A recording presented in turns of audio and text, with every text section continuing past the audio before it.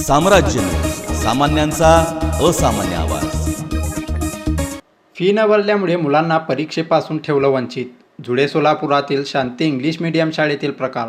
शाळेवर कारवाई करण्याची पालकांची मागणी.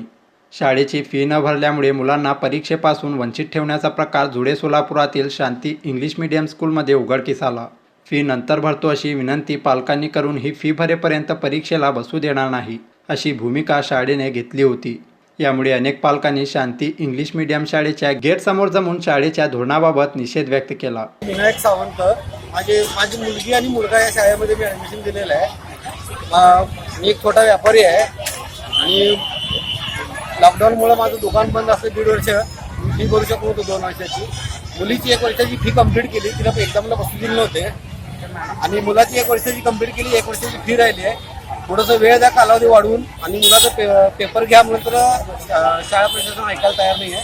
मुलाला वर्गामध्ये वेगळं बसवतात, मानसिक त्यांना त्रास द्यायला लागले तर एक्झाम घेऊन आहे तर मुलं डिप्रेशनमध्ये गेले. माझं नाव संभाजी सीताराम गायकवाड. माझा मुलगा शांती इंग्लिश मीडियम फर्स्ट स्टँडर्डला आहे.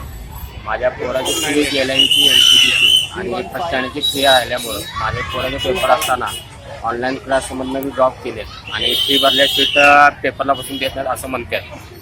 मी तरी रिक्वेस्ट केल्यानंतर मी गेल्या वेळची फी भरतो म्हणलो, चालू फी असेल ते राहू द्या, 2 महिन्याची साईड द्या म्हणलो. तरी न ऐकता तिने म्हणले पूर्ण फी भरल्याशी पेपरला बसता येत नाही. तर ठीक आहे म्हणलो, मी तर फी न भरण्याचा विचार केला आहे. जोपर्यंत माझे पोराचे पेपर होत नाही तोपर्यंत मी बी फी भरणार नाही, मी असं ठरवलं माझं. RTE नियमानुसार मुलांना शिक्षणापासून वंचित ठेवता येणार नाही असे नियम आहेत. पण या धोरणांची शांती इंग्लिश मीडियम स्कूलकडून पायमल्ली होत आहे. तरी याकडे शिक्षण विभाग दुर्लक्ष करत आहे. यामुळे अशा शाळांवर कारवाई करावी व शाळेला देण्यात येणाऱ्या सवलती बंद कराव्यात आणि शाळा सील करावी अशी मागणी पालकांनी केली. नमस्कार, मी आम आदमी पालक युनियनचा अध्यक्ष. शांती इंग्लिश मीडियम स्कूलच्या अगदी जवळ आलेलो आहोत आणि काही लेकरं त्यांचे पॅरेंट्स आहेत आणि त्या पॅरेंट्सला ह्यावेळेस करोनाच्या काळात तुम्हाला जाणूनच आहात की पुष्कळ आर्थिक परिस्थिती बिकट असल्यामुळे त्यांना फीज बाबतीत ना इन्स्टॉलमेंट पण देईना. फीज द्यायला तयार आहेत पालक लोक, पण काय इन्स्टॉलमेंटमध्ये करा म्हणल्यावरती मान्य करत नाही आहे प्रिन्सिपल मॅडम.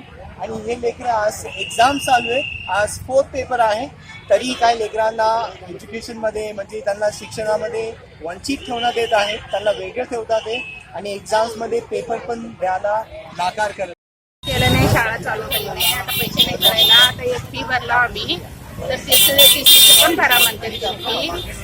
मग मी म्हणते थोड्या टप्प्याटप्प्याने भरता, पैसे आता नाही आहे. तर त्यांनी परीक्षा देत नाही, तर मुलाला विचारतो तर परीक्षा देत नाही. पेपर तर द्यायला पाहिजे ना, आम्ही कधी तर पैसे भरूच ना. काय सोडणार, तिने पैसे नाही सोडायचे. फी भरल्याशिवाय. कितवीत आहेस बाबा तू?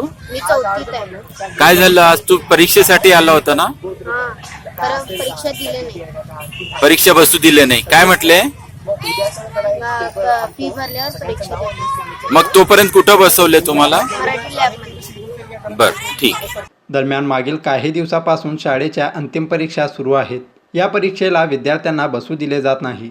मात्र फी भरलेल्या विद्यार्थ्यांचीच परीक्षा घेतली जाते आणि फी न भरलेल्या विद्यार्थ्यांना मात्र दुसऱ्या वर्गात बसवलं जातं अशी माहिती विद्यार्थ्यांनी दिली.